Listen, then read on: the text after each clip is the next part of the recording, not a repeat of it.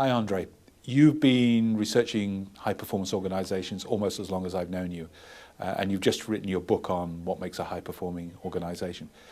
Can you tell me what the book is about? Exactly what you just said about what makes a high performance organization. So it describes my 10 years of study into the characteristics of a high performance organization on a scientific way. I wanted to do this in a different way than other researchers, and I wanted to come up with the real distinguishing factors.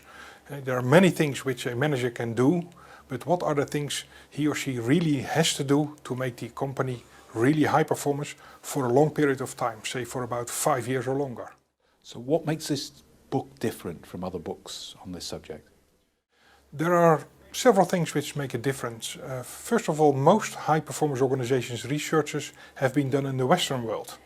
So who's to say that the recipe for the Western world is the same for the emerging markets and the Asian world? Well, in fact it isn't.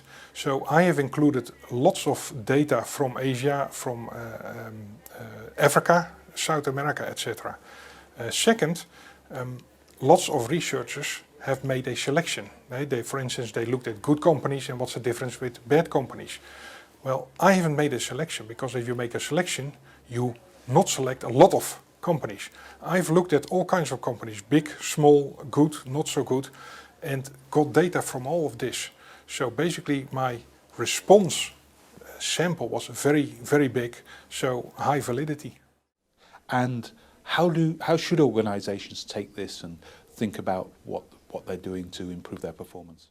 What's very important is that it's called a high performance organization framework, which means it is not a recipe. It doesn't tell you what to do, it tells you what is important. So you need to start to think, how can I improve those factors?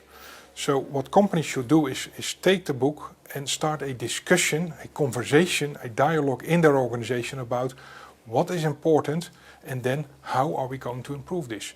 For instance, first of all, discuss what makes high performance for us. How would we look as a high performance organization? Then client is number one for us. Again, what does this mean?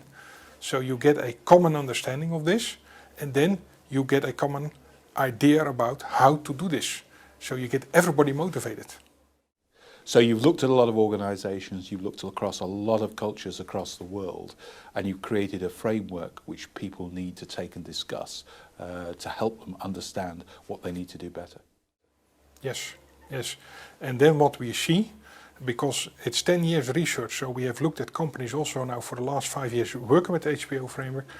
If you take the factors and the characteristics seriously, you work on this and you improve them, your performance will improve.